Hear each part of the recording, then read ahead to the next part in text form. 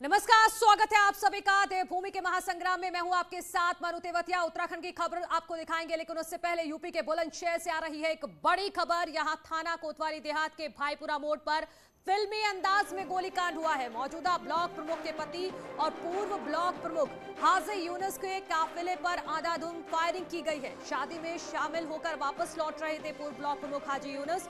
गोलीकांड में पूर्व ब्लॉक प्रमुख के काफिले में शामिल 4 लोग घायल हुए हैं। गोली लगने से घायल हुए सभी लोगों को जिला अस्पताल में भर्ती कराया गया है, जहां बताया जा रहा है कि 3 की हालत नाजुक बनी हुई है और उनको हायर सेंटर रेफर कर दिया गया है। जो प्रत्यक्षदर्शी बता रहे हैं वो बता रहे हैं कि शार्प शूटर्स ने इस घटना को अंजाम दिया है। पूर्व ब्लॉक प्रमुख हाजी यूनुस ने बसपा छोड़ कल ही आरएलडी का दामन थामा था। 2 बार बसपा के टिकट पर चुनाव लड़ चुके हैं हाजी यूनुस। तो ये बड़ी खबर हम आपको बता रहे हैं बुलंदशहर से, जहां पर और मेरे सहयोगी जुड़ गए हैं प्रशांत। और क्या डिटेल है इस खबर को लेकर? देखिए, फिल्मी अंदाज में ताबड़तोड़ हाजी यूनुस के काफिले पर फायरिंग की गई थी, जिसके बाद 4 लोगों को गोली लगने की वजह से गंभीर रूप से घायल हैं, जिनका जिला अस्पताल में उपचार चल रहा है। लेकिन बड़ा सवाल ये उठता है कि आखिर अब पुलिस ने एक बयान दिया है, तो एसएसपी संतोष कुमार सिंह का उस बयान में कहना है कि उनके भतीजे अनस ने इस काफिले पे गोलियां चलवाई हैं और अनस जो है पिछले लंबे समय से जेल में बंद है और अनस के कहने पर ही ये गोलीबारी हुई है। जी, तो प्रशांत, क्या लग रहा है कि हाजी यूनुस पे जो परिवार में से ही किसी ने हमला करवाया है, कोई दुश्मनी? देखिए, ये इनका पारिवारिक पुराना विवाद बताया जा रहा है और एसएसपी संतोष कुमार सिंह ने बताया है कि उनके भतीजे अनस ने जेल के अंदर से सेटिंग करके और पेशेवर अपराधियों से इस घटना को अंजाम दिलाया है। हालांकि प्रथम दृष्टया जांच में अभी तक पुलिस की में ये सामने आया है, बाकी का आगे की जांच की कार्रवाई की बात कह रही है पुलिस। बड़ा सवाल ये उठता है कि आखिर लगातार इस तरीके से दिन दहाड़े इतने भारी मात्रा में फायरिंग हो जाना, और वो काफी बदमाश थे और जो ताबड़तोड़ गोलियों को चलाते रहे और फिल्मी अंदाज में और घटना को अंजाम देकर आरोपी फरार हो जाते हैं। पुलिस पूरी तरीके से बेलगाम साबित हो रही है घटना के बाद। प्रशांत, पुलिस ने क्या एक्शन लिया है अभी तक? किन लोगों से पूछताछ की है? पुलिस कैसे इस नतीजे पर पहुंची है कि हाजी यूनुस के भतीजे ने ही उन पर हमला करवाया है? जी देखिए, फिलहाल एसएसपी ने बताया कि प्रथम दृष्टया जांच में उनकी में ये निकल के आ रहा है कि उनके भतीजे जो अनस जेल में बंद हैं, उनके द्वारा काफिले पे हमला कराया गया है और साथ ही लगातार हमलेवरों की तलाश में पुलिस नाकाबंदी करे हुए है और लगातार गिरफ्तारी करने का प्रयास कर रही है। पुलिस की 4 टीमें गठित कर दी हैं और साथ ही एसओजी भी लगा दी गई है और साथ ही तमाम पुलिस जो है लगी हुई है आरोपियों को जल्द गिरफ्तार करने का दावा कर रही है। ठीक है प्रशांत, बहुत शुक्रिया आपका तमाम जानकारी के लिए। चलिए अब बात करते हैं उत्तराखंड की खबरों की। मुख्यमंत्री धामी आज हरिद्वार के दौरे पर रहे, जहां पर निरंजनी अखाड़े के संत और तीर्थ पुरोहितों ने सीएम का सम्मान किया। संतों ने देवस्थानम बोर्ड खत्म करने पर खुशी जताई और सीएम का आभार भी जताया। इस मौके पर अखाड़ा परिषद के अध्यक्ष रविंद्र पुरी, सचिव महंत हरिगिरी, आचार्य महामंडलेश्वर कैलाशानंद गिरी समेत बड़ी संख्या में संत और तीर्थ पुरोहित मौजूद रहे। मुख्यमंत्री जी ने इसको भंग किया है, तो इसमें जितना हमारा संत समाज है, पंडा समाज है, जो भी हम मंदिर वाले हैं, मठ वाले हैं, सभी ने माननीय मुख्यमंत्री जी को आशीर्वाद दिया है, साधुवाद दिया है और ये उम्मीद रखी है कि हमारे जो माननीय मुख्यमंत्री जी है आगे चल के जो सनातन की जो रक्षा है, सनातन की रक्षा करते रहेंगे और पूरा हिंदू समाज इनके साथ रहेगा। सभी का आशीर्वाद मिला है, मैं धन्य हूँ उनका आशीर्वाद लेकर। निश्चित रूप से उनका आशीर्वाद मेरे लिए एक प्रेरणा है, प्रेरणा के साथ साथ एक ऊर्जा भी उनसे मिलती है, जो कि काम करने की और प्रेरणा मिलती है। जब मुझे संतगण निर्मल मन से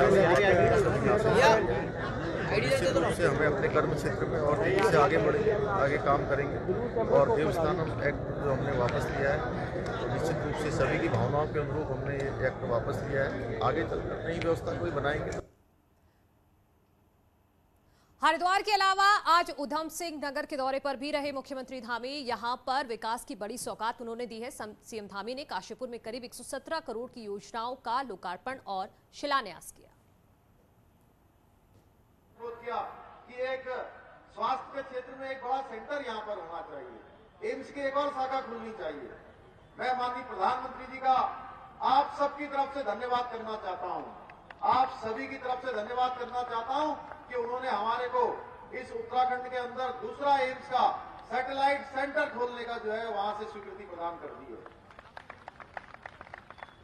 बहुत सारी सड़कों के बारे में आपके यहाँ पर, चूंकि आप जब यहाँ मुरादाबाद से इधर आएंगे तो मुरादाबाद से यहाँ आने के लिए अब आपको शहर के अंदर नहीं जाना पड़ेगा। मुरादाबाद का काशीपुर के लिए बाईपास स्वीकृत हो गया है।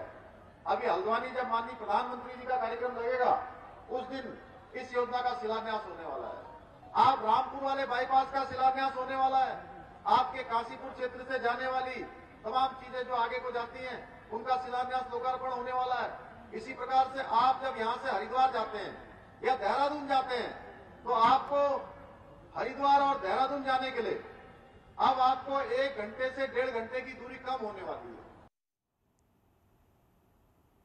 खटीमा में सहकारिता विभाग की ओर लोन वितरण का कार्यक्रम आयोजित किया गया। इस दौरान सीएम पुष्कर सिंह धामी ने लोन वितरित किया। इस दौरान सीएम धामी ने कहा कि हम हर क्षेत्र के लिए काम कर रहे हैं। हमने ग्राम प्रधानों को मानदेय 1,500 से 3,000 तक बढ़ा दिया है। क्षेत्र पंचायतों को का भी मानदेय बढ़ाया गया है। सीएम ने कहा त्रिस्तरीय पंचायत में जो भी लोग काम कर रहे हैं वो सरकार और जनता के बीच एक सेतु का काम करते हैं। अभी ग्राम प्रधानों के लिए हमने ग्राम प्रधानों का पहले हमने मानदेय बढ़ाया। हमने उनका मानदेय 1,500 से 3,500 किया। क्षेत्र पंचायत के सदस्यों का बढ़ाया, ब्लॉक प्रमुखों का, जिला पंचायत का, क्योंकि त्रिस्तरीय पंचायत व्यवस्था में काम करने वाले जितने भी हमारे प्रतिनिधि हैं वो प्रतिनिधि सीधे सीधे जो सरकार और जनता के बीच में समन्वय का काम करते हैं, सेतु का काम करते हैं। अगर हमारी पंचायतें मजबूत होंगी, हमारे देश के प्रधानमंत्री जी का भी मानना है, हमारे देश के यशस्वी प्रधानमंत्री नरेंद्र मोदी जी कहते हैं हमारी पंचायतें मजबूत होनी चाहिए, सुदृढ़ होनी चाहिए। बाजपुर में कांग्रेस नेता यशपाल आर्य और उनके बेटे पर कथित हमले के विरोध में आज कांग्रेस ने देहरादून में सीएम आवास के बाहर धरना प्रदर्शन करने की कोशिश की, लेकिन पुलिस ने कांग्रेसियों को सीएम आवास से पहले ही हाथी बटकला में ही रोक दिया। हरीश रावत ने दोषियों पर कार्रवाई और यशपाल आर्य के साथ उनके बेटे को सुरक्षा की मांग की है और प्रशासन पर कई गंभीर आरोप लगाए। वहीं बीजेपी के प्रदेश अध्यक्ष ने कहा है कि कानून अपना काम करेगा। हालांकि उन्होंने बताया कि ये कांग्रेस की आपसी लड़ाई है।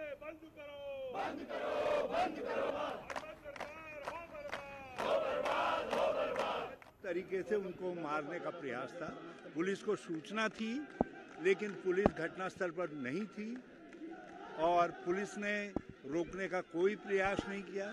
थाने से 20 कदम की दूरी पर यह हमला होता है और हमले के बाद भी पुलिस नदारत रहती है।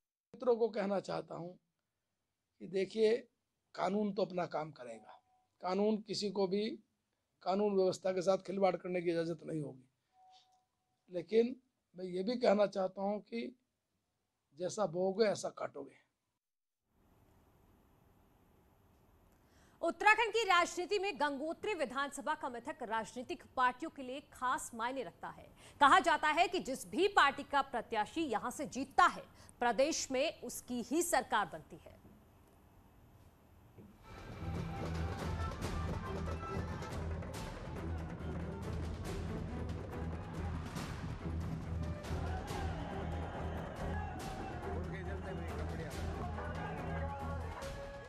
गंगोत्री विधानसभा का मिथक यूपी से लेकर उत्तराखंड बनने तक लगातार जारी है और सभी पार्टियों को भी यही लगता है। उत्तरकाशी की गंगोत्री विधानसभा का अब तक का इतिहास रहा है। जो भी प्रत्याशी यहाँ से जीत कर आता है, उसी की पार्टी की प्रदेश में सरकार बनती है।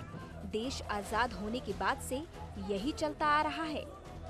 यूपी के समय से चला आ रहा मिथक उत्तराखंड बनने के बाद भी लगातार कायम है। गंगोत्री विधानसभा में जिस पार्टी का प्रत्याशी विजय होता है, उसी की विधानसभा में सरकार बनती है। उत्तराखंड बनने से पहले से ही ये मिथक अब तक नहीं टूटा। राजनीतिक विशेषज्ञ भी मानते हैं कि ये मिथक लगातार जारी है। गंगोत्री के मिथक के बारे में जब से ये उत्तर प्रदेश की विधानसभा थी सन 52 से, तब से लगातार जो यहाँ से विधायक रहा है। उस समय पर उत्तरकाशी एक ही विधायक हुआ करता था, तो लगातार एक जो भी यहाँ से जीता वो उसी की सरकार बनी, यूपी में भी।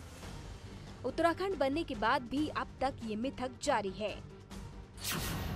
2002 में गंगोत्री सीट से विजयपाल सजवाड़ यहाँ से विधायक चुने गए और प्रदेश में कांग्रेस की सरकार बनी। वहीं 2007 में यहां से बीजेपी के गोपाल रावत चुनाव जीते और बीजेपी की सरकार बनी।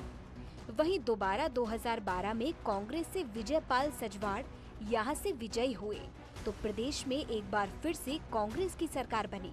2017 की बात करें तो यहां से गोपाल रावत चुनाव जीते और राज्य में बीजेपी की सरकार बनी।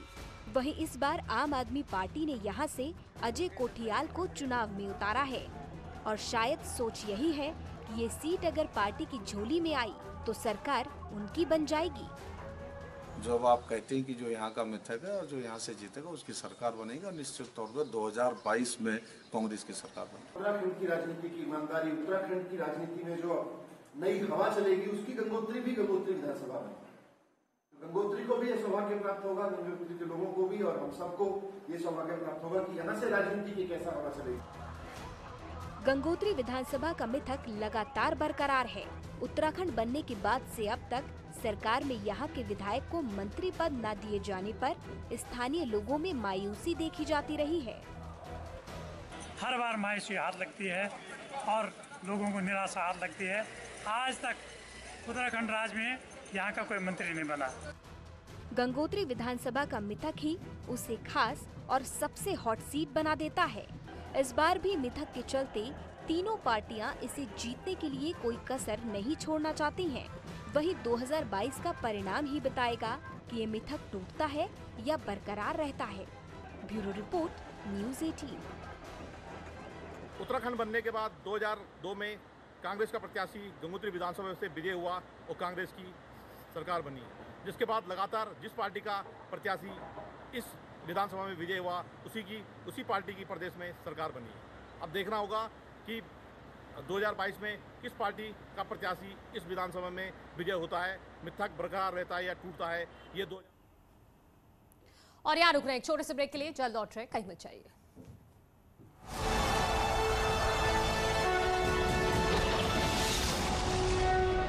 सदर विधायक अदिति सिंह का